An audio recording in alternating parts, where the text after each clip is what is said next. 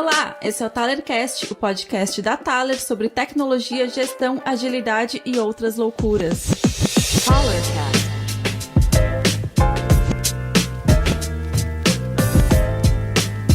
E aí galera, bem-vindos a mais um ThalerCast. E dessa vez a gente vai falar de uma coisa que eu particularmente foi a minha entrada no mundo da agilidade, acho que de muita gente aí, que é Extreme Programming. Parará, parará.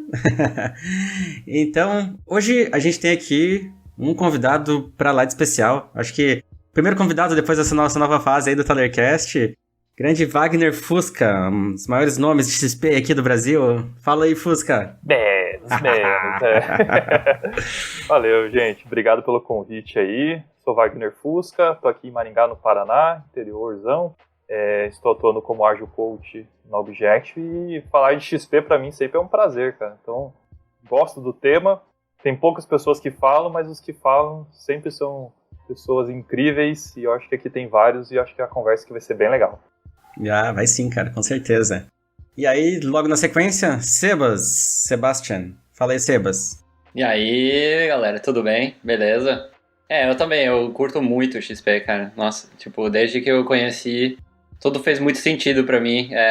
Depois comecei a ler os pilares e começamos a aplicar no dia a dia, começamos a entender os benefícios, né? Começar a colher os benefícios. Então eu sou o Sebas, Sebastian Ferrari, também conhecido como o Pé do Canhados, em alguns momentos.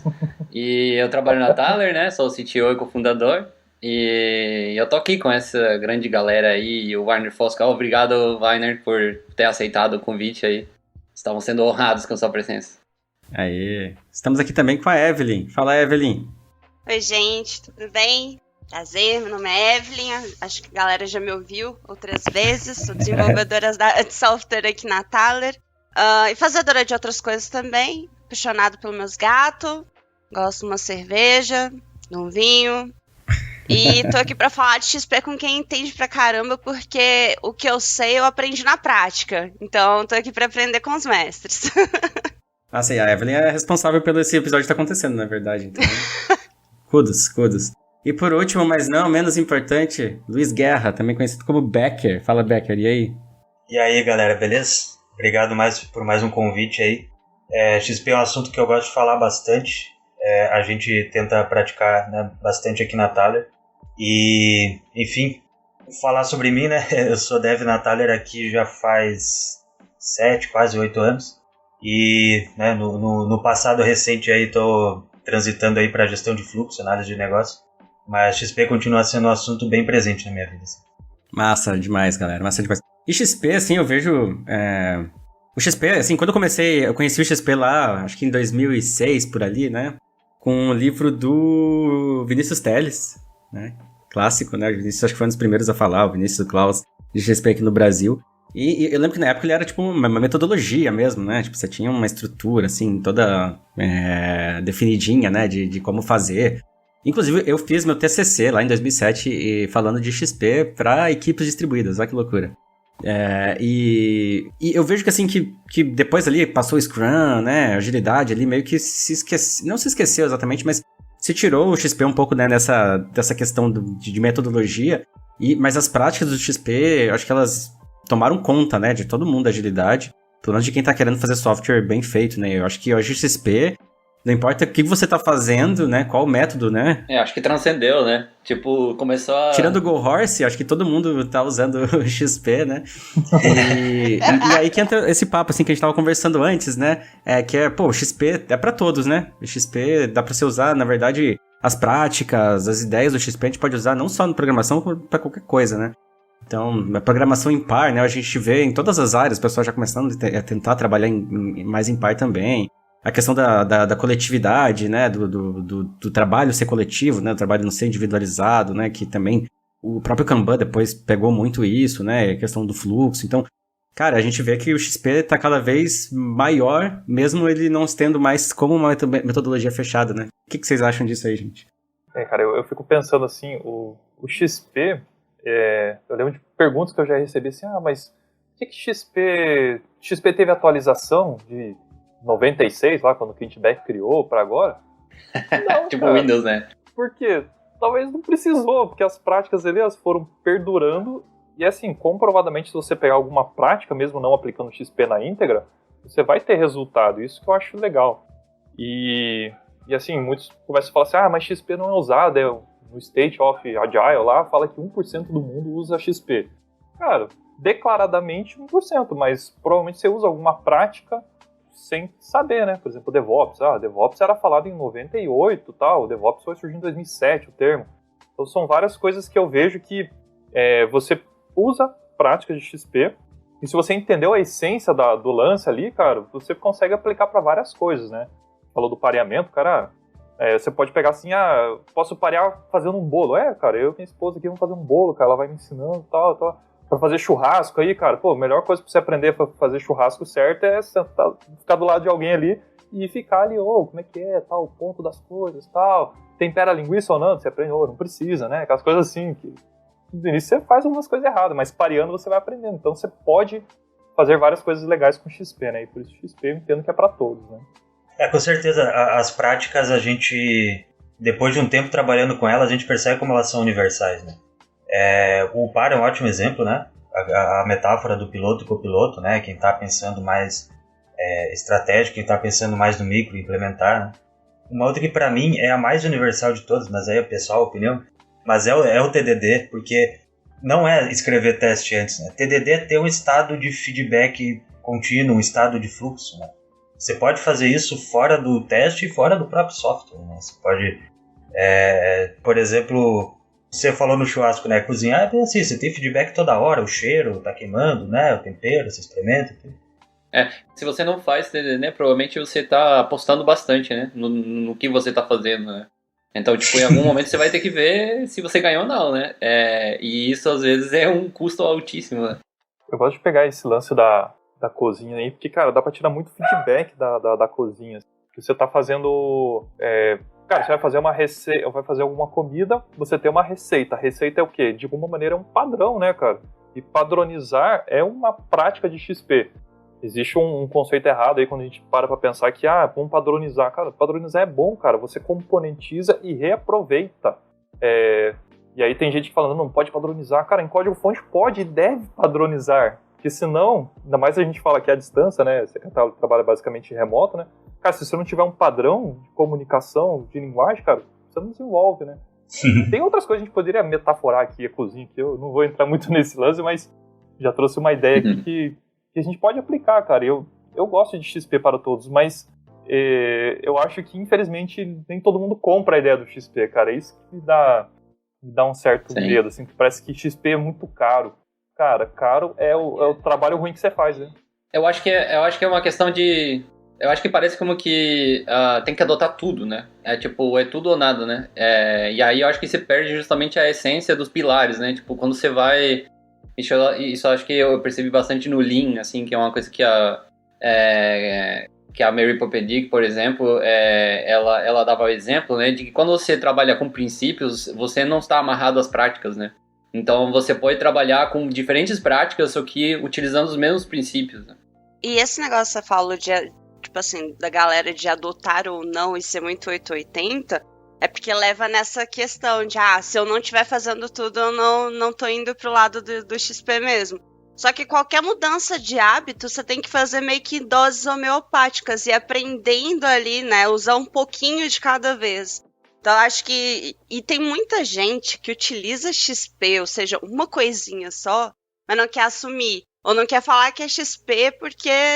que não é by the book, né? Tipo assim, não é o completo. Exato. Não é o completo.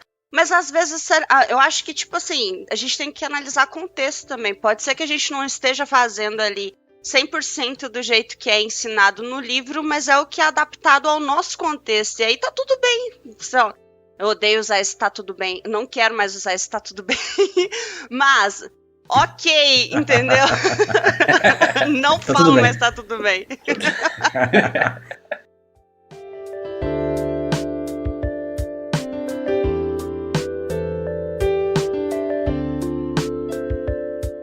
Porque, como você falou, né, princípios, né, o que a gente tenta trazer pro mundo, né. Acho que pouca gente usa, realmente, acho que 1% deve usar todas as práticas do XP e tudo mais, né. Mas tá tudo bem, né? Mas assim, tem as mais importantes. E eu vejo que principalmente as práticas de gestão da XP, assim, acho que foram bem abandonadas, né? Porque na prática eram as práticas do Scrum, né? E o que ficou foi a questão mais técnica mesmo, né? Eu vejo que no fim foi isso, mas o que é o trabalho, né? Que é como trabalhar, né? Então, por exemplo, fazer release planning, né? Fazer iteração, tudo mais, né? A gente viu isso sendo aos poucos substituído, pelo menos dentro da Thaler, pelo Kanban, né? Então, vamos fazer contínuo, né? Então, integração contínua, né? Então, vamos fazer entrega contínua também, né? Então, já vai eu acho que, de certa forma, é uma evolução, né? Do que a gente tá fazendo. E o que vocês acham que levou ao Kent Beck, tipo, falar, bom, eu vou pegar todo esse conjunto aqui e eu vou chamar de XP e, por exemplo, sei lá, parear, né? Que a gente pode entrar um pouco já nesse assunto, né, de pareamento, né? O que vocês acham que levou ao pareamento, né? Porque é uma coisa meio contraintuitiva, né? Tipo assim, pô, você vai botar 2 pessoas para trabalhar numa tarefa só, né? Por exemplo, é uma coisa meio... Sim. Que no mundo econômico pode ser, tipo, contraintuitivo total, assim, né? Acho que a explicação mais sucinta que eu já vi de XP é que o extremo, né, o X do XP, é sobre pegar boas práticas que a galera conhecia, né, a galera que estava tipo, na fronteira de como que se faz um software, né, como que a gente faz grandes softwares enterprise e tal, e, né, pegar todo aquele aprendizado, sofrimento e boas práticas, e o que estava funcionando é levar ao extremo, né, então, se quando o meu colega está me ajudando, eu rendo, então pedir para ele me ajudar toda hora, né? Se testar é bom, então eu vou fazer o teste, né? Guiar o desenvolvimento do meu programa. Então eu acho que é meio por isso, assim, né? Tipo, criou um conjunto de técnicas que eram as boas práticas da época e ver esse comentário do Rafa, né? As práticas mais de engenharia, elas perduraram mesmo, elas são mais atemporais, né? Porque o XP é sobre, né, o software, sobre a programação, né, sobre como a gente facilita essa parte. E a parte de gestão é mais, né, negócio, isso muda, né. A tecnologia, beleza, tem evolução, óbvio, né, mas é o mesmo computador, sabe? É o mesmo, os modelos mais básicos ainda são o mesmo, né. O Klaus fala isso, né, nos conteúdos dele, né, tipo, cara, é o mesmo modelo de Turing lá da época, né? Então, programação ainda tem uma natureza muito parecida. E por isso continua muito válido, né, a prática de engenharia do XP. Achei legal o que você trouxe, Sebas, e até pegando sobre essa questão, assim, eu fiquei agora matutando na minha cabeça, assim, cara, o Kent Beck, como é que ele tomou essa decisão, cara? Provavelmente deve ter testado antes, porque ele no XP a gente ia falar de experimentação, de POCs, né, cara? Sim. E aí, pô, a história, até onde eu lembro, assim, ele aplicou o tal do XP, ou a boa parte dessas práticas, depois criou o livro no case da Chrysler, né? Onde ele tinha pouco tempo, um desafio gigantesco, e como é que ele emplacou isso? Eu fico imaginando, ele deve ter, sei lá, mapeado, falou, cara, isso deu certo em tal lugar, agora eu vou jogar uma cartada aqui, um all-in, né, cara, preciso de todo o tempo é curto, mas tem que me dar toda a autonomia. E aí o cara mandou o negócio e deu certo, cara, mas eu fiquei pensativo agora, assim, como é que ele foi fazendo, cara, porque talvez isso foram anos anteriores testando, isso acho que deu certo ou não. É o que eu vejo, né? Hoje eu consigo falar assim que, por exemplo, o pareamento é legal, porque, cara, eu já experimentei, já fiz uma série de simulações, estudos, tá? Eu consigo, e até já talvez mude um pouco o assunto, mas assim, eu consigo hoje falar que tal prática tem que começar a ser adotada, não porque ela é boa ou ruim, cara, é olhando para números e ganhos de produto, né? Então, assim, eu fui aprendendo nessa jornada que você fala assim, vamos parear. O gestor do time vai falar, vai ser 2 pessoas na mesma tarefa e isso é pior. Você fala, não, você quer melhorar a tua qualidade de código, sua vazão em X% e tal? O cara, quero. Então eu falei, deixa comigo que eu faço o restante. Aí eu coloco o pareamento, né? É uma mudança que eu aprendi no caminhar. Eu acho que o Kent Beck ao longo do tempo foi desenvolvendo, talvez fazendo várias pequenas POCs, experimentações, spikes, né? É uma prática ali que acho que poderia talvez ser uma resposta aí para empacotar a ideia. Sim. Cara, pegar uma biografia, alguém escreve a biografia do Kent Beck aí, por favor. Mas eu lembro da história que ele era a contrib do Smalltalk, né? Sim, verdade. E na época o Smalltalk, os caras praticamente criaram orientação a objetos e tal, né? Sim. Eles trabalhavam em umas equipes muito fodas, assim, eu acho que foi isso, assim, foi experimentando. E esse projeto da Chrysler, que era o C3, né, uma coisa assim, isso. Era um projeto que já tava, sei lá, 5 anos, os caras tinham, tipo, 3.000 casos de uso escritos e tal, não tinha uma linha de código, né? E tinha passado 5 anos, assim, e os caras, meu... que você falou, né, Fusca? Deixa aqui, deixa pro pai aqui, que me dá liberdade que eu entrego esse negócio. Assim. Eu acho que a história é que em 10 meses, ou alguma coisa assim, eles conseguiram entregar a primeira versão e tudo mais funcionando. E aí foi quando ele trouxe o livro. Mas, cara, provavelmente foi disso, assim, observando e, cara, e jogando all-in mesmo, assim. Pô, como é que... Será que se a gente não fizer tudo ao extremo, não vai funcionar? E funcionou, né? Funcionou. Acho que deu bem certo, né? Mas aqui também era uma galera muito boa tecnicamente que se importava com a entrega também, né? E eu acho que isso é uma coisa que eu vejo que o XP trouxe muito pra gente, que eu vejo que tem muito dev, muito desenvolvedor que acaba esquecendo que, cara, assim, a gente tem que saber gerenciar também nosso próprio trabalho, né? Porque às vezes é só entregar, tipo, receber o requisito por baixo da porta ali e codificar, é pouco, né? A Kentback é um exemplo disso, né? O cara é um dos melhores desenvolvedores do mundo, sei lá, né? E o cara tá lá preocupado em falar de gestão também, né? Em falar de como gerenciar isso, né?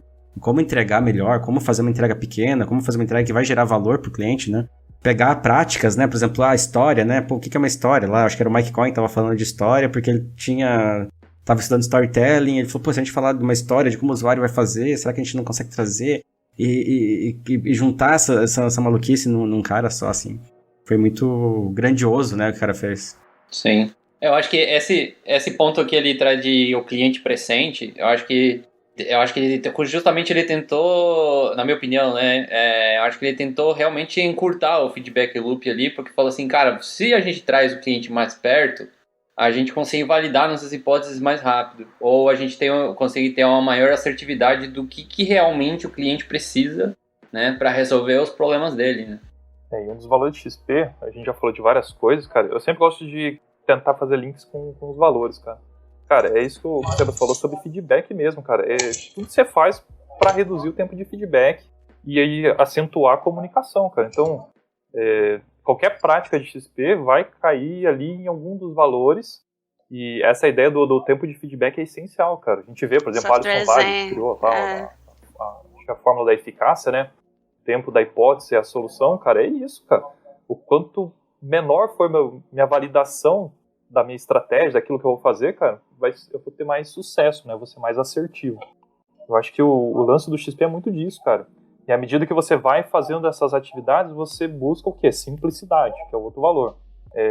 Que é uma coisa engraçada. Teve um momento ali que eu acho que o Cáceres falou sobre o desenvolvimento, talvez da gestão, de algumas coisas.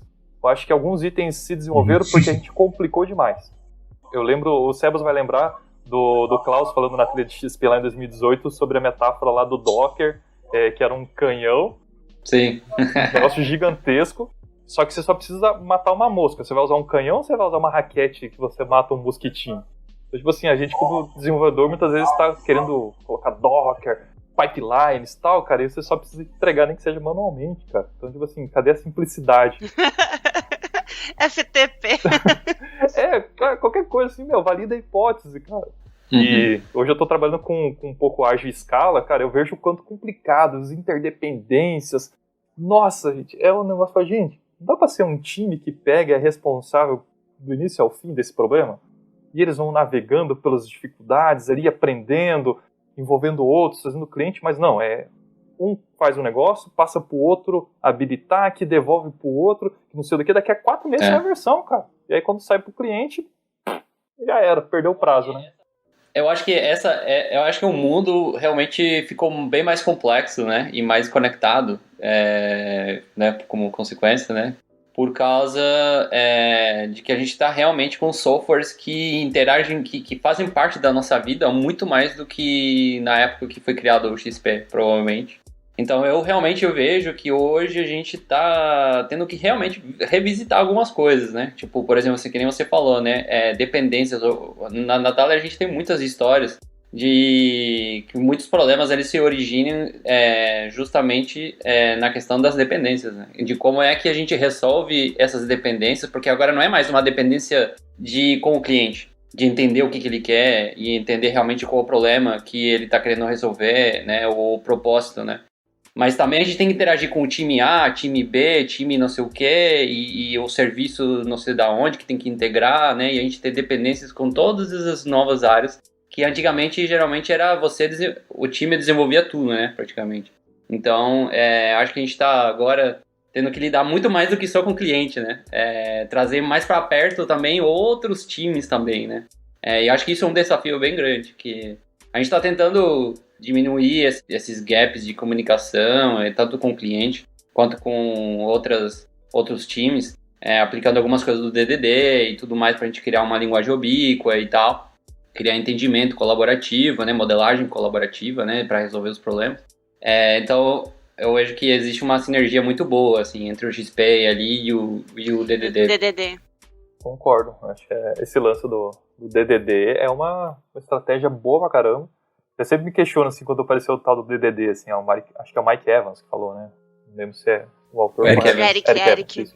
Cara, eu sei lá, eu sempre fico questionando algumas coisas. Será que isso é muito inovador ou se eu já tinha antes, a gente se perdeu, agora alguém veio e formatou? Então, parece que eu já ouvi algumas coisas desse termo, assim, tipo, não era DDD, mas, componentização. Mas daí não é componente só técnico, agora a gente vai falar componente de negócio, né? E aí você fala, mas peraí, cara, o supermercado já faz isso, ele já setoriza uma série de coisas pra você pegar. Então, eu sempre tento fazer essas analogias, assim.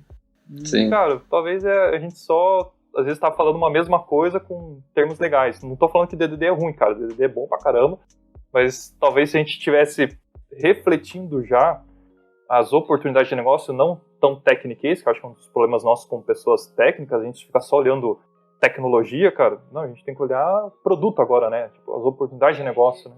Isso. Porque a gente termina focando na solução, né? E eu acho que isso é uma coisa que, por exemplo, o TDD, metáforas, essas coisas, acho que puxam pra gente manter as coisas simples, né? Mas não simplistas, né? No sentido de a gente fazer meia boca e tal, né? Estamos falando de fazer o necessário, fazer o essencial, o que realmente é necessário para a gente poder ter um resultado, né? Ter uma solução que atende às necessidades do negócio. Ser simples não é fácil, né? Cara, e não é fácil. É difícil. É sofisticado.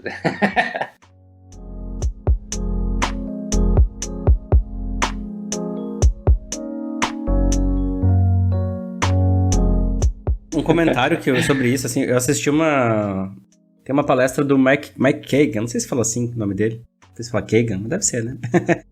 E ele fala bem sobre essa questão do MVP, cara, que como a gente chegou numa complexidade que antigamente, beleza, eu fazia um MVP, aquela metáforazinha, né, do skate e tal, né? Só que, cara, isso é muito difícil quando eu tô falando de um software enterprise, né? Beleza, eu vou fazer um protótipo pra validar uma hipótese, beleza, mas beleza, validei a hipótese, e agora? Como é que eu faço, sabe? Aí ele até desenha assim, não, agora você tem que realmente fazer a roda, fazer outra, né? Você não vai fazer um skate depois fazer...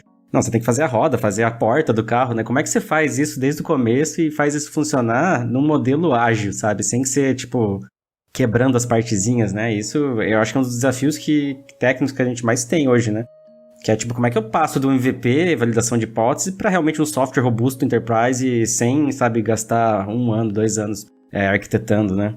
Sim. Porque a gente hoje trabalha com coisas, por exemplo, tem muita coisa que é não funcional, né?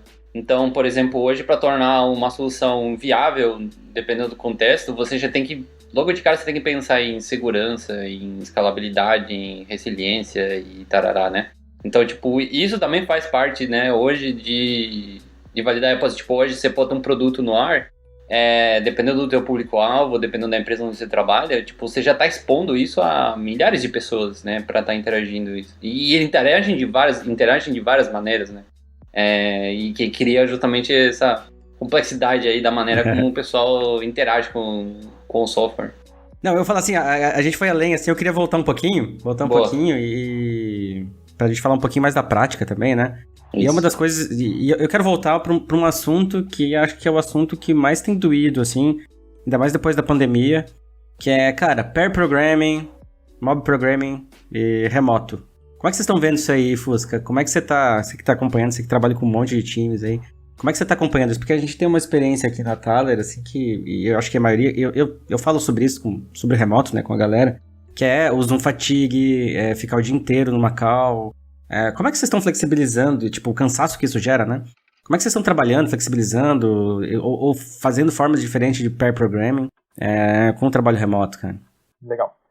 Só para deixar uma questão clara, assim, eu não consigo atuar diretamente nos times da Objective porque eu presto consultoria para outros clientes. Então eu vou falar um pouquinho do que eu vejo e às vezes dou alguns pitacos e coisas assim, tá? Melhor ainda.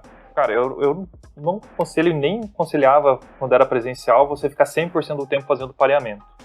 Eu acho que você precisa ter um tempo teu. Assim, mas você é aquele extremo, você 100% é ruim, 0% é ruim. Então assim, cara, qual que é a balança? Depende muito das suas necessidades. Você tem que olhar o teu contexto e aí você sabe, opa, agora eu tenho um tempo que eu posso permitir que os times, aí eu vou pensar que eu sou um líder de time, né? Cara, eu vejo que existe uma, como eu vou dizer, o tempo aqui de trabalho permite que as pessoas possam ficar mais tempo juntas ali, desenvolvendo, criando. Então, cara, vamos parear o máximo possível. Mas tem que ter um tempo de folga, cara, que ninguém aguenta, cara. E aí no remoto, cara, isso cai pra metade do dia, eu acho, talvez. Ou no máximo 5 horas por dia de pareamento. Eu acho muito cansativo, cara. É muito custoso. Se você quiser complementar, fique à vontade. Então, eu queria falar que é o seguinte, uma das experiências que a gente tem tido bastante também é que muitas vezes a gente não está aplicando a técnica de fato do que do XP, digamos assim, indica, né, e tal. Então, eu tenho visto um pouco de... Eu tenho puxado algumas coisas do Mole Programming, né, também pro Pair Programming, tentar fazer com que a pessoa que está pilotando, ela relaxar. Ou seja, ela não ficar exatamente pensando o que fazer, né, ou como fazer, mas deixar o piloto se encarregar disso. Então a pessoa que está ali pilotando, ela se relaxar um pouco para ela justamente ter esse descanso. Descansar um pouco a cabeça, né, e deixar a outra pessoa, né, o copiloto, né, direcionar ele assim, cara, aquilo lá vai em tal lugar, faz tal coisa, não sei o que, tal, e trocar, que eu acho que muitas vezes não rola isso, né. E isso eu acho que é o que torna, que piora as coisas, né? Não tô dizendo o burnout não, digamos assim, a cansadeira. Não, a cansadeira não é a palavra, né? Fica boring, fica chato, né? O cansaço. O cansaço, isso. Exato, time. O cansaço, eu acho que se origina bastante por isso, porque você tem que pensar, cara, como é que eu explico pra pessoa pra clicar ali, velho, pra digitar aquilo e pra a pessoa entender o que eu quero dizer com aquilo, né? Eu não quero que só a pessoa também só digite exatamente o que eu tô falando, porque senão seria tipo aqueles softwares que escutam você e vão escrevendo, né, a linha de código, né? Você quer que a pessoa entenda, né? Você quer que a pessoa até tome decisões ali, né? De alguma maneira, né? Então, acho que tem que ter essa troca, né? Tem que ter essa troca de piloto-copiloto e, às vezes, ter essas políticas um pouco mais explícitas do que envolve... Quais são as regras, né? Determinar, tipo, umas regras do jogo. Quais são as regras do jogo, né? Do pair programming e entender muito bem, acho que por quê, né? Qual o benefício de cada regra, né? Tipo, por exemplo, que nem trocar, né? Que nem tentar relaxar as pessoas, né? Tentar que o piloto que está pilotando ali, que está com a mão no teclado ali, dá uma relaxada na cabeça, deixa a pessoa que está copilotando direcionar, né? Lá vem eu falar de coisas que não seguem leis e regras, mas assim, ó... Eu sou defensora pra caralho do pair, mas eu sou defensora também do tempinho pra você ouvir música, então pair o dia inteiro comigo não tem como, minha cabeça chega no final do dia, tá explodindo, tipo assim, eu adoro meu fone, ele é perfeito pra jogar, pra conversar com vocês, pra entrar numa call, ouvir direitinho, mas ele aperta meu ouvido, eu quero tirar ele em algum momento do meu dia. E assim, não tá tudo bem, eu não vou falar isso. E tipo assim, tranquilo, entendeu? Mas, ó, uma coisa que eu ouvi você falando ali agora, que é levar muito pras leis, né, do pair. Eu vou falar, hoje, eu tava até falando com o Rafa antes da gente entrar, eu tô numa demanda agora que ela tá sendo bem desafiadora, eu vou colocar assim.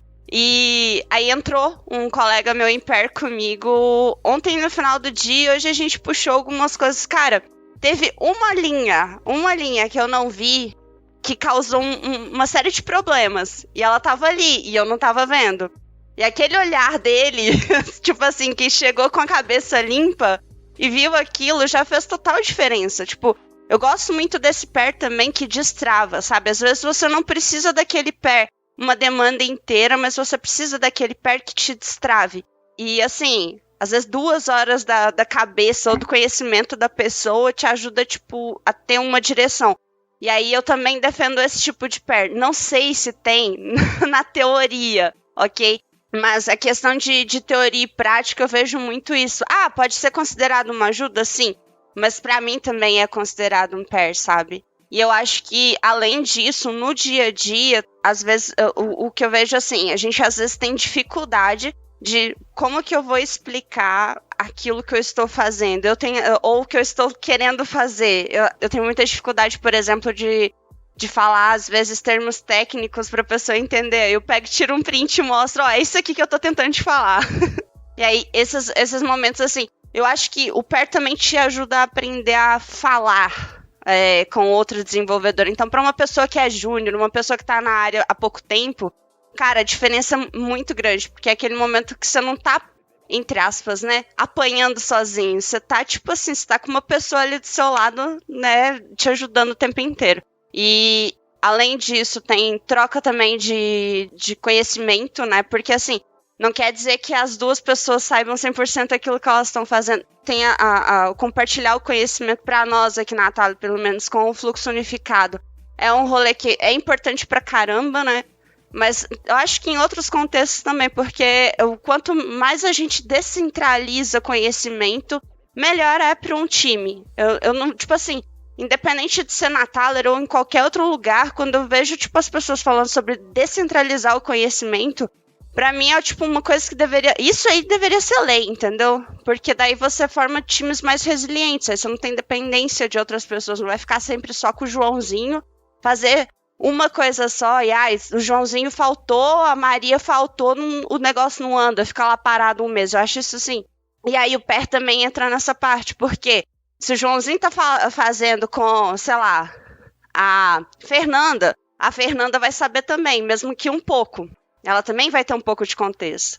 Aí, sei lá, pair é lindo se eu ficar falando, eu vou parar meia hora falando de pair aqui, e eu vou jogar também para meus colegas. É muito interessante para mim a metáfora que se colocou lá quando foram explicar o XP pro mundo, né? Quando lançaram os primeiros livros e tal. Que a gente fala muito piloto e copiloto, mas isso lembra meio avião, e não é a ideia. A ideia é mais tipo o rally, né? Que tem o navegador e tal. Porque o motorista não consegue enxergar tudo que acontece. Ele vai enfiar o carro em algum lugar, sabe? Porque é muita poeira, muito barro. Então tem que ter alguém prestando atenção em GPS, em localização, sei lá quantas variáveis eles olham, né? E o pair programming tenta usar dessa metáfora, né? Nesse sentido de uma pessoa tá tirando uma parte da carga do trabalho da outra. Então eu tô aqui com a mão no teclado, A descanso. eu tô pensando no método ali que eu tô fazendo, eu tô pensando no errinho que tá na minha cara. Eu não vou pensar lá na frente, tentar já arquitetar, né? Porque é função de quem tá, né, navegando comigo, né? De quem tá pensando no o que fazer, né, enquanto eu tô pensando no como.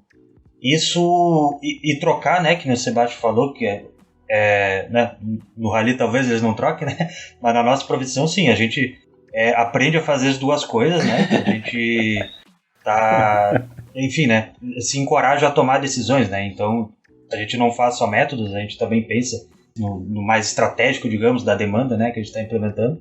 E a gente troca para a gente, né, entender também como ficou a implementação. E é assim que a gente compartilha conhecimento no fim das contas, né? Se você terminou uma tarefa em par, você já tem 2 pessoas que vão dar manutenção nisso aí no futuro. Tem conhecimento.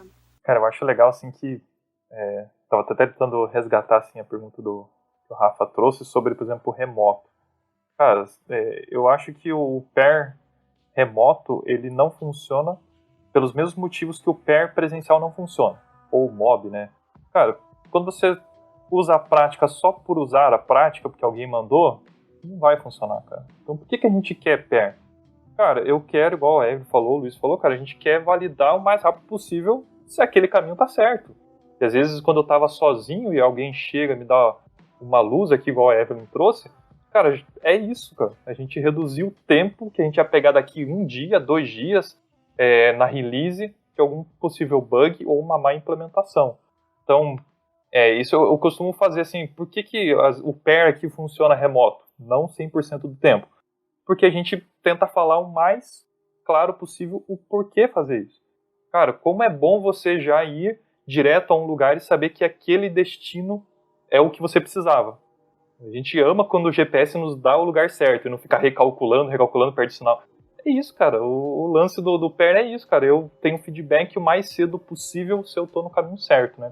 Então, assim, o pair, quando ele é uma prática empurrada, cara, no remoto, rapidamente ele degrada e ninguém mais faz, porque cada um tá na sua casa. Mas, da mesma forma que no presencial. No presencial ele só leva mais tempo porque tem um líder, gestor, chefe que tá ali, tem que parear. Quanta hora pareando e tal. Aí não funciona, cara. Mas se você entende que você... a analogia do frescobol, agora é o momento do coach, né? Eu lembro de ter lido isso em algum livro coach, que fala assim, o tênis você joga pra ganhar a partir do ponto do outro, mas no frescobol você joga pra bolinha não cair, então você facilita pro outro, né? Então, esse é um exemplo, cara. O pareamento eu acho que é muito mais frescobol, cara. Eu e a Evelyn, a gente tá aqui porque a gente vai fazer o melhor código e a gente sai com o melhor código possível. Agora eu vou com o Luiz ali, e assim a gente vai indo. E, cara, o código sai melhor, igual vocês falaram também, uma prática aí que é a propriedade coletiva, né, o código coletivo, cara, é uma maneira de você evitar os gargalos da empresa, cara. E aí a base para fluxo unificado aí já é outro tema aí, já é outro podcast. Né? Já ia engatar nisso aí, porque o pair tem sido uma ferramenta que a Evelyn estava falando sobre isso, já estava entrando nesse assunto, de disseminar conhecimento, né? Então, justamente, a gente reduzir esses gaps entre os times e tal, né? Que a gente tem o fluxo unificado, né? Mas mesmo assim, a gente tem as pessoas que trabalham mais em algum outro contexto, mais em alguma outra linguagem, né? Ou mais em alguma... Sempre tem uma certa, digamos assim, separação entre certas pessoas dentro, mesmo que a gente tenha o fluxo unificado, né? Então, tem se tornado uma ferramenta justamente até para fazer onboarding de pessoas em um projeto que nunca esteve perto, nunca trabalhou. Então tem sido uma ferramenta para disseminar conhecimento e, consequentemente, aumentar a resiliência do time, né? Porque você vai começar a ter mais pessoas que têm mais conhecimento do código que foi feito, né? E do como que foi feito, por que teve essas decisões, né? Da onde que veio essas ideias, né? Esse design, né, do código, digamos assim. Cara, e o tanto que é da hora para onboarding, por exemplo... A primeira história da pessoa que acabou de chegar, ela vai fazer com outra pessoa que já tem contexto daquele projeto. Então, assim, ela não vai ficar 5 horas tentando rodar o projeto, porque tá sozinha, né? E aí, sozinha, a gente tem que se virar.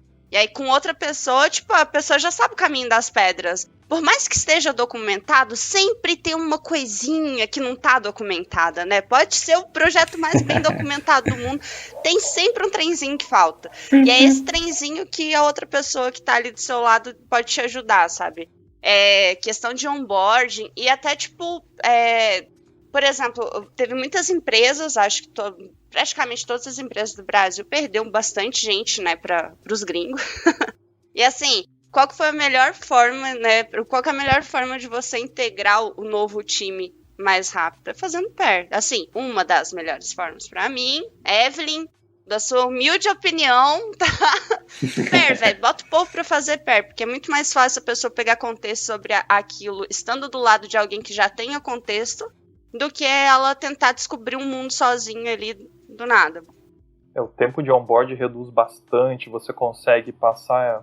como a empresa pensa, o caminho fica muito mais fácil, né? O pair é uma maneira incrível de você fazer, e assim, ferramenta não é o problema para parear. O problema é você fazer o negócio sem entender por que você está fazendo aquilo, cara. Ferramenta hoje, que alguém pode de repente falar aqui, ou nos comentários do podcast, mas qual ferramenta usar para remoto? Cara, você vai na simplicidade, você tem um monitor, compartilha a tela e é isso, e tem um microfone, cara.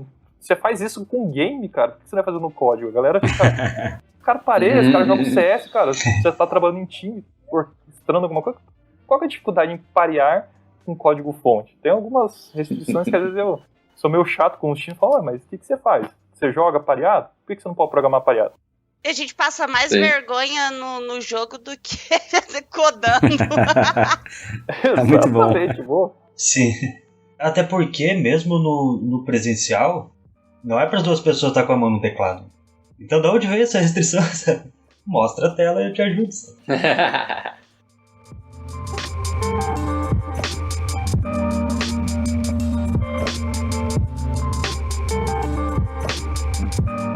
Então, e galera, eu queria agora trazer um assunto que o Fusca fala aí nas suas palestras. Cara, que é um assunto que eu acho sensacional, que é a tal da dívida técnica, né? Também antigamente conhecida como débito técnico. Fusca, fala aí pra gente, cara. Explica aí o que é isso, mas cara. não é débito técnico, não? Não sei. Ou é dívida? Eu também não sei, isso aqui vai me falar. Vai passar no cartão? É crédito técnico? É assim, uma vez eu fiz um estudo aqui, eu lembro de 220 pessoas mais ou menos respondendo, de pessoas espalhadas pelo Brasil, e a maioria das pessoas tinham mais de 5 anos atuando com desenvolvimento de sistema e elas programavam, a maioria, 90% delas programavam.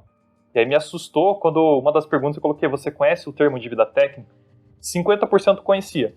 Aí os outros 30% não conheciam o termo, e os outros restantes, acho que 20%, para fechar, né, 100, para não dar errado a conta aqui, né, conhecia como débito técnico. Daí eu falei, cara, metade das pessoas chamam, ou não conhece, que é o que mais me preocupa, não conhecer isso, do que chamar errado, mas tem uma galera que também chama errado, né. Se a gente vai na origem da metáfora é uma prática de XP, né, o Arne Cunningham, lá em 92, antes mesmo de XP, antes mesmo de uma porrada de coisa que a gente está falando aqui, o cara já tinha uma dificuldade, ele tinha que mostrar para o líder dele que as decisões que esse líder fazia, falava, tem que entregar o mais rápido possível, por exemplo, fazer com que o time tomasse decisão que não era a melhor de todas no código-fonte. E essa decisão, em algum momento, precisava voltar para corrigir.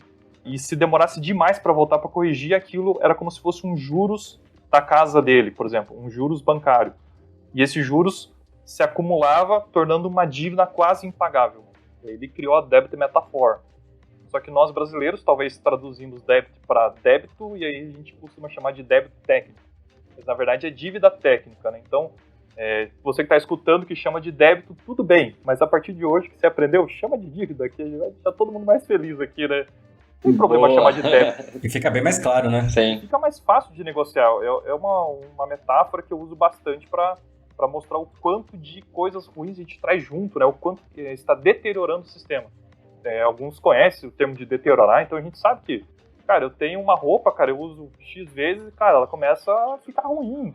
Cara, o software também. O software é uma coisa muito doida, porque é um trabalho artesanal vivo, né? Um artesanal que fica na parede, dificilmente ele vai envelhecer rapidamente. O software rapidamente envelhece, ainda mais se não tiver teste unitário. Que assim, é o tal do... E aí vai uma outra coisa, né? A definição de software legado é aquele que não tem teste unitário. Não é o software que tem 20 anos. Então, assim, se você já faz um código sem teste, cara, você já tem uma dívida acumulada e, cara, você precisa em algum momento voltar para fazer esse negócio, porque nada garante que esse código pare em pé. Qualquer alteração dá medo, mesmo que você esteja pareando, né? Por isso que a gente fala que parear tem que ter TDD, e fazendo TDD, fazendo pareamento, você reduz muito a chance de você acumular a dívida, né? De você tomar alguma decisão ruim no código-fonte. O que seria uma dívida exatamente? Tipo assim, um exemplo de um... Porque deixar as coisas da melhor maneira possível geralmente não é... Geralmente é meio utópico e às vezes desnecessário, né? Boa. Então a gente meio que usa a dívida, né? A dívida técnica como ferramenta pra gente entregar, né, alguma coisa pra gente validar, justamente para encurtar esse feedback loop. Pra gente não esperar ter 100% de tudo do jeito que a gente gostaria, perfeito, bonitinho e tal, né? Mas eu vejo que às vezes fica meio difícil de, primeiro, explicar pro cliente de que o código dele ou que o produto que você está desenvolvendo, ele tem dívida, já começa com dívida, às vezes. Ou que pode ser mal entendido, né? De um código ruim, um produto ruim, né? Que você... Tem certas pessoas que devem comparar isso com algum produto de prateleira, e é o principal erro, eu acho, né? De, falar assim, mas quando eu compro um carro, ele não pode vir com dívida, entendeu? A não ser que você pague, né, em parcelas e tal, mas aí eu quero dizer assim, dívida técnica do carro, né? Não tô falando de pagamento. Cara, mas esse pagar em parcelas, será que não faz sentido? Pode ser uma estratégia. Vamos lá, tô jogando pra você, Wagner. Tô mandando pra você, Wagner. Só uma coisa que é importante a gente deixar alinhado, que dívida técnica não é bug. Bug é bug, gente. Erro é uma coisa assim, tá com erro, software parado. Eu ia falar isso, não. Bug não é dívida técnica, são coisas totalmente diferentes. Né? Toda decisão de design de software, e aí eu tô tentando fazer um link com algumas imagens e definições que a gente encontra aí na internet, que você gradativamente acumula alguma coisa que você precisa tratar. Então, por exemplo, eu fiz um código-fonte sem testes. Cara, às vezes você vai conviver a vida inteira sem testes. Mas quando chegar o momento de você ter que dar uma manutenção, tenta calcular mais ou menos o quanto que você vai levar. Vou ficar uma semana, cara. Se tivesse teste, você ia reduzir o tempo. Ou talvez não reduziria tempo, mas você reduziria riscos de entregar algo que você vai ter medo. Eu vou falar até, tipo, cara, você controlar a sua dívida técnica com testes e várias coisas, assim, várias práticas, te deixa mais corajoso. Você não tem medo de trocar coisas no software. É um pouco disso. Que é um valor do XP, né? Coragem é um valor de XP, isso aí. Eu falo que coragem é um valor arte esquecido, cara. O que tem de agilista, nada corajoso aí, cara. Vai ser outro papo. Mas assim, o que eu vejo de dívida técnica, então assim, eu fui aprendendo que dívida técnica é uma métrica, talvez não para mostrar pro cliente, porque vai gerar o que o Sebas falou ali, tipo, cara, o cliente não vai entender. Pô, mas receber algo com dívida? É tipo assim, quando eu recebo um carro que ele tem que purricar, eu sei que ele tem um bug, e que esse bug pode custar minha vida, então é um bug. Mas tipo assim, o carro veio, tá rodando, mas tá desalinhado a roda, tipo, isso é tipo uma dívida técnica, cara. Se eu não for lá arrumar o alinhamento do carro, meu pneu vai comer mais aqui, meu pneu vai ficar careca, aí eu posso ter um acidente. É um pouco dessa analogia. Eu aprendi que a dívida técnica tem que ser uma métrica do time, para o time, e se precisar, o time justifica algumas coisas. É uma métrica mais para você negociar, principalmente priorização de backlog. Cara, se você não priorizar pagar algumas dívidas técnicas, vai ficar insuportável, a sua vazão não aumenta, não adianta pressionar mais, colocar mais pessoas, porque só vai aumentar a dívida técnica. Então, assim, é uma métrica de saúde. É tipo a gente ter que fazer o hemograma de 6 em 6 meses, por exemplo, ir no médico, ver como é que tá a saúde nossa do corpo. É um pouco disso que eu prefiro usar. Mas pro cliente, cara, é perigoso. Ele provavelmente não vai entender e vai colocar uma série de críticas em cima disso. Mas isso não vai também de algum tipo de educar o cliente para entender que, tipo, não é só feature, que você precisa ter algumas demandas de shorts também, né? Tipo assim, que você precisa lapidar tudo que você cria. Alguma coisa assim, sabe? Que, tipo, o software, ele acaba sendo um diamante bruto, né? E que você vai melhorando ele ali, ele vai ficando bonitão aos poucos. Porque a gente joga lá que é negócio, né? Desse tamanho, e aí aos pouquinhos a gente vai melhorando. Eu acho que, pra mim, é o que mais faz sentido, assim, sabe? Só que aí, vocês me corrijam, quem lida mais com essa parte, né? Direto com o cliente, tipo... Eu acho que também entra na parte, é muito difícil você conseguir mostrar o valor de uma demanda de shore, por exemplo. O cliente ele só vai dar valor mesmo na hora que ele, para colocar uma nova feature em determinado ponto do software, você vai demorar 1 mês. Aí ele fica, pô, mas vocês estão demorando por quê? Porque você não quis fazer as demandas de shore lá atrás, entendeu? Tipo, aí eu jogo para vocês que lidam mais com o cliente no dia a dia para trazer, assim, não que eu não lide também, mas esse tipo de definição, esse tipo de contato pra falar sobre isso, né, eu realmente não faço, queria ouvir de vocês, assim, como é que é defender isso pro cliente. Cara, isso que tu falou, Evan, é, tipo, grande parte do argumento, entende, que se usa, tipo, a gente precisa ter uma manutenção técnica decente pra gente poder entregar melhor pra ti. É bem isso que tu fala, é como abre a porteira. Se começa a ficar, né, mas a gente precisa da feature e tudo, a gente começa a tentar expor riscos, né, e tudo mais. E tem que se posicionar, sabe? Tipo, a gente já fez muitos projetos interagindo com muitas empresas, assim, e entrou em contato com realidades bem diferentes. E eu já vi muitos casos, assim, que tipo, mas por que tá toda essa complexidade nessa lista aqui? Ou por que isso tá desse jeito? Ou por que a gente priorizou essa coisa que eles nem usam? E a galera respondendo, mas porque o cliente quis. Mas peraí, quem é o especialista em software? É você ou é o cliente?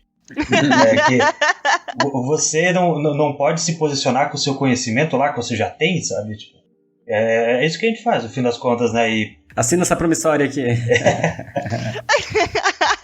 A gente consegue às vezes não, né? Mas é uma negociação. Acho que uma maneira é deixar tangível, né? Uma coisa que ela é tão impalpável, né? Tipo, como é que você fala assim, a gente não tá conseguindo entregar a nossa velocidade aqui, ou o nosso esforço tá cada vez aumentando pra gente poder criar uma nova feature. por causa de um muito acúmulo, né, de dívida técnica. Como é que a gente leva isso de uma maneira saudável, que faça, que consiga enxergar, né? Consiga falar assim, cara, 3 ok, 4 é ok, sei lá, mas 100 dívidas técnicas, como é que mensura uma coisa quando ela realmente está desbordando do copo, né? Tipo assim, né? Tá, isso é uma pergunta bem interessante, né? Você tem diversas maneiras de calcular a dívida técnica. A principal, acho que assim, tenta usar uma ferramenta automatizada, não quer fazer na mão porque é muito complicado, né? Sim. Mas pegando assim, quando é bom dívida técnica, tipo assim, qual que é a dívida que você consegue conviver? Porque assim, gente, não existe software sem dívida técnica. Eu até acho que quando eu palestrei sobre isso lá no Agile Brasil, eu falei assim, cara, eu encontrei 2 softwares sem dívida técnica, que a métrica mostrava 0. A partir do momento que eu abri o código-fonte e comecei a alterar ele, já criei dívida técnica. Porque, cara, aqueles softwares, quem criou do início ao fim teve o cuidado. Mas, cara, quando você vai mexer, você já coloca alguma coisa, porque você não tem o mesmo pensamento da pessoa e tal. Mas, assim, o que eu gosto de falar, cara, existem níveis de dívida e as ferramentas mostram um pouco isso pra gente. Dívidas que você consegue conviver. Fazendo uma analogia com a vida real, cara, às vezes você pegar uma dívida que é um crédito consignado, você consegue conviver. Isso vai ser descontado do seu salário e tal, juros baixos, você vai convivendo até uma hora que você resolve parar e pagar. O duro é você ter dívidas que você começa a perceber que elas estão acumulando juros gradativamente. Então, por exemplo, cara, você sabe que você está fazendo um código que está extremamente acoplado a uma linguagem que não permite que você use a parte web. E todo mundo está indo para a web, APIs e tal.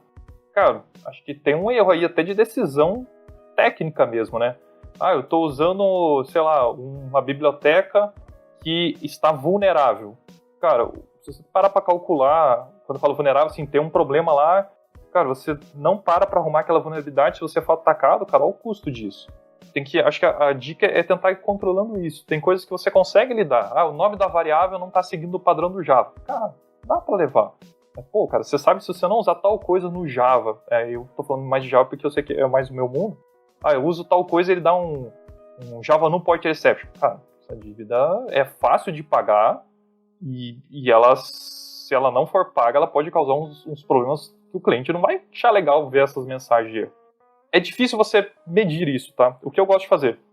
Eu gosto de apresentar um conjunto de métricas de possíveis cenários, e falar para o time, gente, qual que é mais fácil de pagar e que vai nos dar o nosso menos esforço e maior ganho? Aí o time escolhe mesmo, porque eu tenho um jeito, o Sebas de repente pode priorizar de outro jeito, e assim a gente vai criando um ambiente onde as pessoas vão entendendo e começar, o mais importante, elas vão começando a ver que elas podem pagar dívida técnica durante a programação.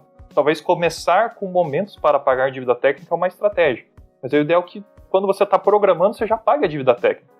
Porque você já tá ali, o lema do escoteiro, né, que a gente fala lá do Robert C. Martin, que a gente vê que a gente chega num ambiente e o escoteiro deixa o ambiente melhor do que ele encontrou.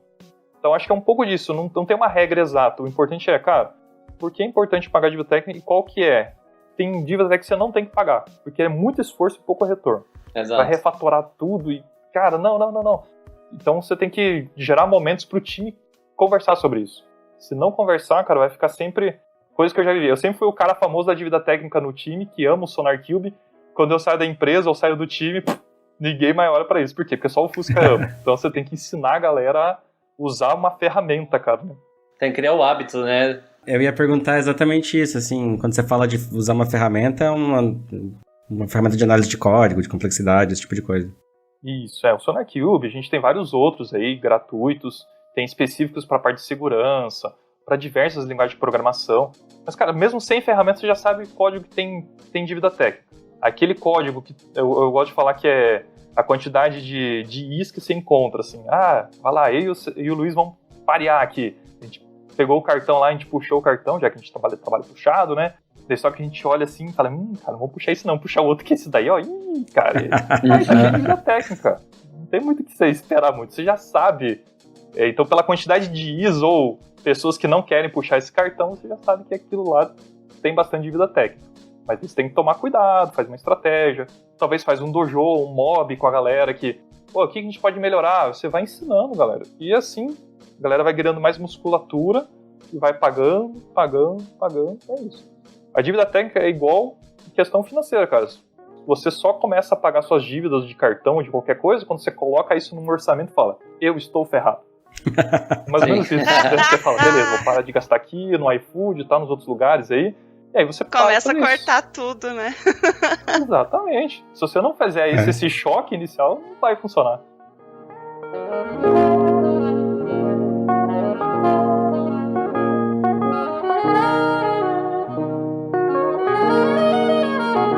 Uma coisa que o Sebas fala bastante, desculpa, Sebas, eu vou te cortar pra falar de você.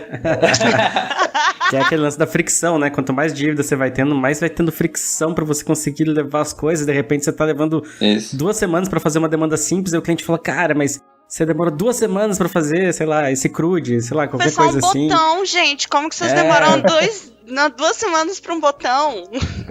E essa fricção que fica o código, ninguém quer mexer, todo mundo tem medo, né? Então é um efeito cascata, assim, que, cara, é terrível, né?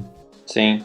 Cara, eu acho que essa parte de dívida técnica, ela liga muito também um outro assunto que é refactoring. Tipo assim, pra vocês, qual que é o melhor jeito? Assim, ó, aí entra a parte, lá vai a Evelyn de novo, sem saber de cor a teoria, falando, pra mim, refactoring, sem pelo menos escrever teste antes. Ah, não tem teste no software. Pra você refatorar, você tem que ter teste. Posso levar isso como verdade, meu povo? Sim! Então, de preferência, sim, né? Senão você vai ter que usar a coragem. Né? Não, mas aí nesse caso, tipo assim, eu acho péssimo você usar só coragem, sabe? Tipo... Roleta russa, né? Exatamente. Então, eu acho que ali também existe não só débito, não existe só dívida técnica, senão como dívida de conhecimento. Que muitas vezes esse código foi feito por fulano, me engano e tal, sei que esse código começa a ficar ali isolado, né? Ninguém sabe direito como é que funciona, mas funciona, tá gerando dinheiro, tá todo mundo feliz. Mas quando precisa mudar alguma coisa, porque o negócio mudou, e aí precisa mudar essa parte do código também, aí você vai ter, provavelmente você tem as duas coisas, né? Você tem dívida de conhecimento e dívida técnica, né? Que você não sabe que você tem, né? Provavelmente. Então ela tá ali escondida, né? Tem uma métrica, ela se chama complexidade cognitiva.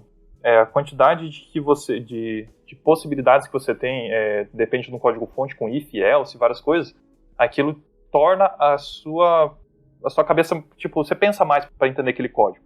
Essa é uma boa estratégia de você, de repente, pegar e começar a pagar essa dívida técnica, porque o somatório de testes unitários que você não fez, de complexidade cognitiva, complexidade ciclomática e várias outras coisas, de code smell, cara, vai formar dívida técnica. Eu gosto bastante de trabalhar isso, cara.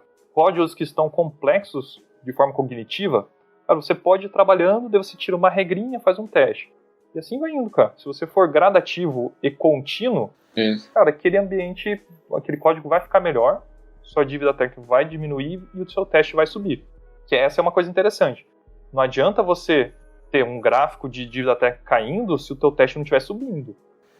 E aí uma outra coisa importante, para ficar perfeito, se o teu teste está subindo, a tua dívida técnica está caindo e a tua quantidade de linhas tem que cair também. Que aí se torna mais simples. Você está tirando, igual a gente fala que é um antipadrão, o peso do barco, né? A âncora do barco. Cara, aí o Klaus, a gente falou várias vezes, cara, eu lembro do Klaus falando, você tem que remover testes. Por que você está removendo testes? Porque eles falham, porque é geralmente o que a gente faz, né?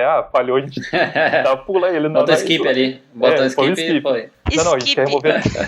Amarelinho. Vê isso.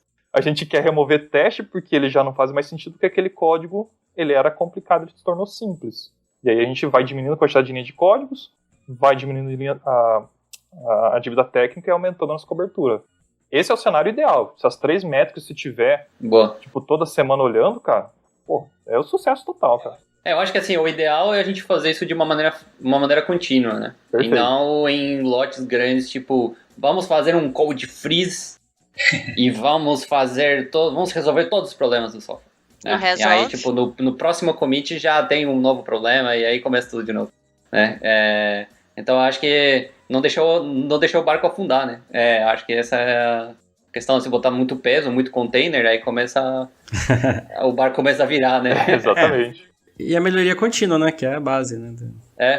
Analogia que eu posso fazer é igual eu me prometer que eu vou fazer uma faxina na casa inteira no final de semana, sendo que eu tenho minha coluna toda fodida. Não vai rolar, entendeu? Mas agora eu fazer um pouquinho todos os dias, rola o final de semana, eu faço pouquinho e a casa fica limpa. Perfeito. Chega fim de semana, a dívida tá baixa. A dívida tá baixa e, tipo, tem tempo pra descansar, pra tomar um negocinho, dormir um pouco mais. Se quiser melhorar, de repente você começa como você começou a ter esse trabalho de sempre estar pagando dívida técnica, daqui a pouco você começa a automatizar. Daí você compra aquele robozinho, aquele aspirador, que você solta na casa, ele já dá uma melhorada. Tô doido pra comprar um desse. Também tá na minha lista, gente. Olha, é muito bom, hein? Mas aí, no software seria assim, você vai colocar, por exemplo, no teu pipeline, coisa assim, ó, cara, não aprova o PR, se você usar PR, se tiver dívida técnica. Então você começa a elevar o nível de qualidade, automatizar e uma série de coisas. Então, é uma coisa que você pode ir adotando também, bem legal. É tipo ter limite no cartão, né? Você vai diminuindo pra não gastar mais, né? Que é Nubank, né? Mas enfim. Gostei muito desse negócio de complexidade cognitiva, porque tem um software que a gente trabalha há um tempo, que eu lembro que tinha partes dele que no início eu olhava para aquilo e eu falava, meu Deus, onde eu estou? Que código? Tipo assim, o que tá acontecendo aqui? E, cara, eu acho que tem duas vertentes. Tem um negócio que o Sebas falou antes, que era também do conhecimento técnico para estar ali, e os if else. Mas assim, aí eu fiquei pensando, pô, esse complexidade cognitiva, ele entraria também, tipo, levando em consideração a experiência da pessoa, porque, por exemplo, tem código que para uma pessoa com mais senioridade, eu vou colocar assim, para ela ficar mais tranquilo dela ler e entender o que tá acontecendo ali naquele bololô, assim como para um júnior, bicho, para uma pessoa com menos experiência, ela chega ali. Para uma pessoa, né, que já tem mais experiência, aquilo ali é mais simples, mas uma pessoa com menos experiência, ela olha aquilo e ela fala, mas esse if else, e aí tem essa função aqui que eu nunca vi na vida e que tá chamando não sei o quê. Sabe, tipo, como que a gente consegue trabalhar essa complexidade cognitiva, levando em consideração também a experiência do time, assim, a experiência das pessoas do time? Eu fiquei pensando nisso. Eu acho que tem muitas ferramentas, inclusive o Wagner ali vai sugerir ali o Code Climate, enfim, tem vários ferramentas que ajudam isso, a reduzir a complexidade em geral, né, de coisas que a gente desconhece, né, e tal. Mas também, eu acho que a gente tem que manter isso eu acho que é um pouco de empatia, assim, com o próximo, né, com o teu parceiro, que é a questão de que você tem que fazer código para as pessoas, né? Não é para a máquina, né? Então, por isso que eu sou muito fã da programação funcional, né? De código expressivo, né? Porque, cara, às vezes você demora mais tempo entendendo o que o código de fato está fazendo, porque você tem meio que carregar todo esse software na tua cabeça, imperativo, assim, encher de fora e tal, você tem que fazer os loops na cabeça e falar, bom, essa variável agora vai 1 mais 2, e aí manter o 3 e soma para lá e tal, e aí de repente ele passa por uma função e manda pra função, e a função faz sei lá o que faz, porque nem retorna nada, então não sei nem não sei se tá alterando aquela variável ou não, né? Então as coisas começam realmente a ficar bem complexas para você entender, né? O carregamento cognitivo ali é bem alto, né? Porque você vai ter que carregar software na tua cabeça, rodar para você falar assim, eu preciso mexer só nessa linha aqui, né? Então, código expressivo, acho que ajuda bastante nisso e de você pensar que você está fazendo código para as pessoas, né? Então, muitas vezes você pode ter uma função que retorna uma coisa, outra função que retorna outra coisa, e essa função fala como se fosse um poema, né? Diz exatamente o que está acontecendo, né? O que está fazendo e não exatamente o como, porque eu acho que o problema maior ali para mim é de quando eu vejo muito código imperativo, é de que o código fica gritando para você o como está fazendo, e eu preciso aprender todo esse como, né? O como que ele está resolvendo o problema, para eu poder tomar uma decisão do o que fazer, né? Então, e muitas vezes não é isso que eu preciso fazer, né? Muitas vezes eu só preciso botar mais uma rotina, entre uma rotina e a outra, né?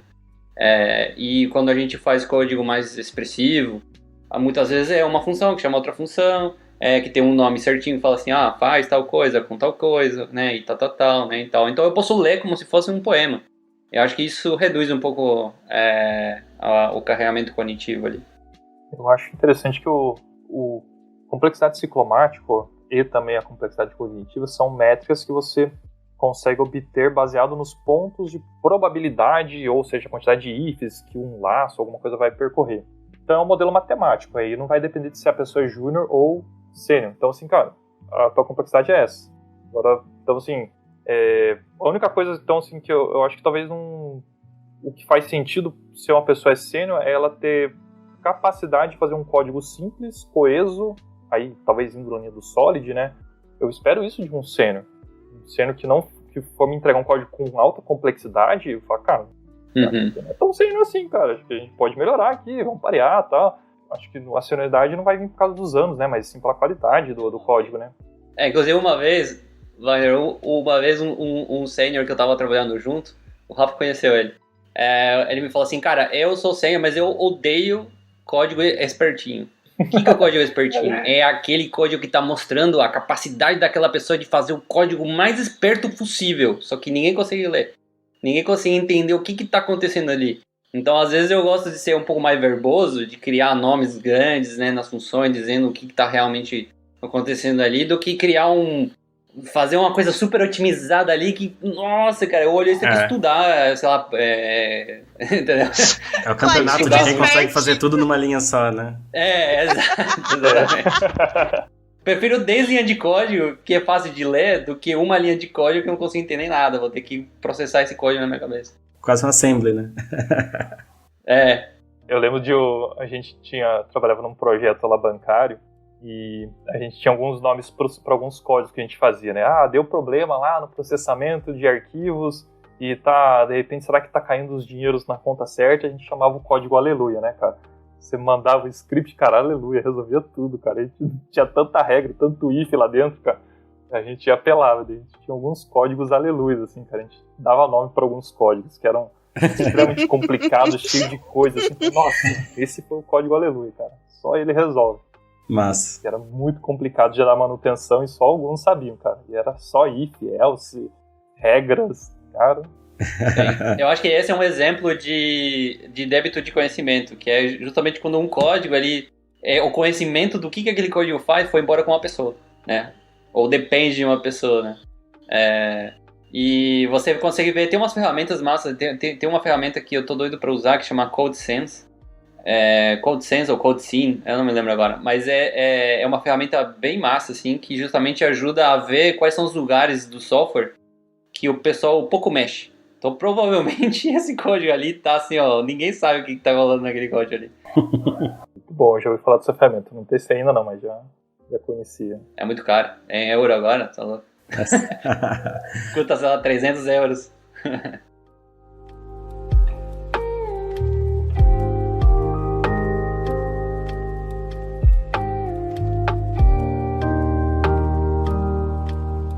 Então, massa, galera. Estamos aqui. Eu acho que a gente vai ter que marcar um XP2 aí pra continuar esse papo. Vamos! Porque, cara, não conseguimos nem falar a metade que a gente queria.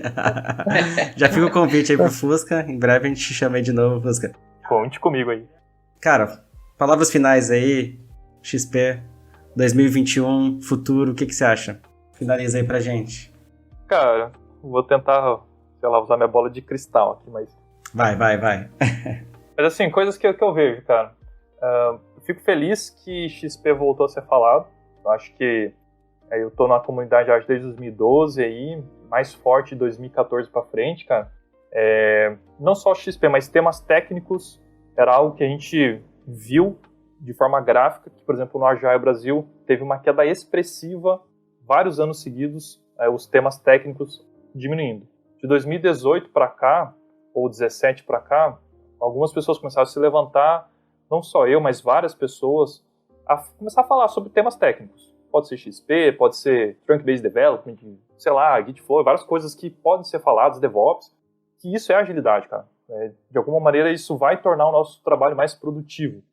Que a gente viveu um tempo aí só de métodos ágeis, frameworks, e nada errado, cara. O ruim é você não falar dos outros temas também. Então, assim, o que eu acho, cara, tá voltando, uma galera tá se levantando, a gente tem trilhas em eventos sobre isso, no Agile Brasil tá rolando várias submissões legais técnicas, tem esse podcast falando sobre XP, cara, isso é mais um efeito.